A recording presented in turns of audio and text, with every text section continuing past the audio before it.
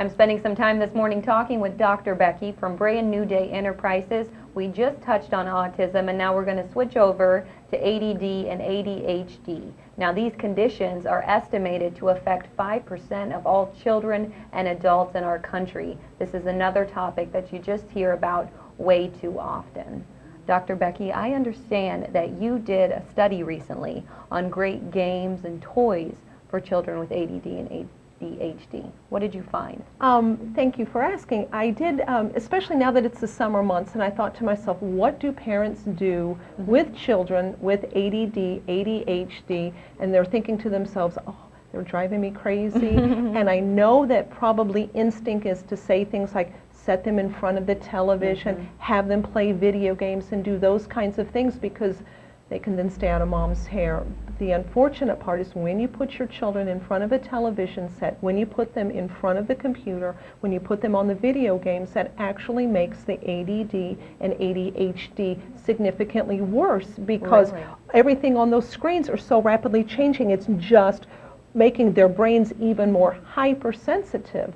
And so I decided I was going to do some research and find out what are some really awesome toys and activities that kids can play with that will slow the brain down and allow them to focus and concentrate a bit more. But have it so that it's fun for the kids, because if the kids aren't going to enjoy it, they're not going to do it. Right, exactly right.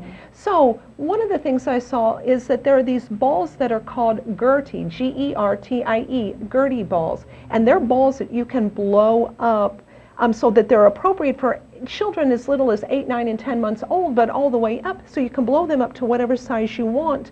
But they're kind of squishy, but they also they're a little bit sticky. So like with your little guys, the 10-month-old, the 12-month-old that are learning how to play catch, because it's a little bit sticky and it's squishy, they can catch and have a sense of accomplishment. So the Gertie balls I love for the little tykes. They have the most awesome toy that I know that you and I, if they would have made this when you and I were coming up, you would have wanted, and they're called Magic X. Magic X. And they're these little magnets, so it's real, maybe they don't say Magic X, but it's MAGC-X. And it's like a Tinker toy set, but it's all magnetized. And so you don't have to worry about children getting frustrated, oh, I can't fit this peg into this hole, because they're magnetized, and they can spend hours and hours watching children play with this. Knocked my socks off, because they can create tall towers, long tunnels, and shape. It's amazing. Wow. Again, hours upon hours. There are lots of little pieces, so of course the caveat to the parents out there is if you've got little ones in the house, be careful, because of course it will be a choking hazard. There's lots of little pieces. But just like Lego sets or anything else, and just be careful. But oh my gosh, children love them. Also, there's a company makes this awesome floor map of the United States of America. It's a very thick, dense foam, and it will take up almost the whole space of this floor here. And watching kids try to match up the states so that they can put together the map of the United States of America. So it focuses on concentration because they're so diligent in trying to match up, but then they get to learn geography all at the same time. It's like, that's wonderful. Oh my goodness.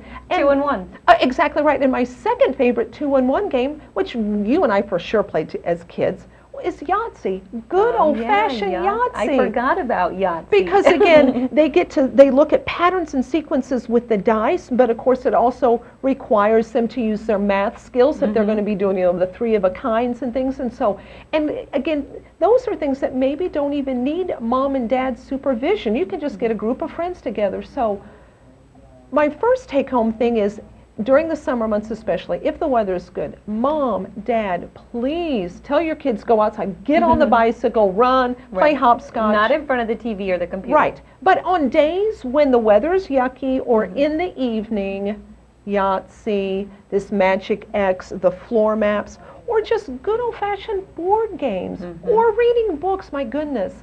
I mean, Encyclopedia Brown, the author of Encyclopedia Brown I saw yesterday just passed away. As a kid, I loved those books. Okay, well, Becky, you're old-fashioned, who cares? Well, what about the Harry Potter series? And get the kids involved, so of an evening, instead of watching television, get them enthralled in reading books. So anyway, those would be some of my take-home points. Those are wonderful information, and those are some great games that you brought up, too. Good, I'm glad. Games that I forgot about. Yeah, I know. Candyland. How about Candyland as a board game? Especially for the 18 to 36-month-old crowd. Exactly. And I was going to mention that. And Chutes and Ladders too, yes, absolutely, yeah. All right, well, thank you for sharing You're all very of this welcome. with us this morning. I'm going to have to take a quick break right now, everybody, but I'll be right back after these messages, so stay with me.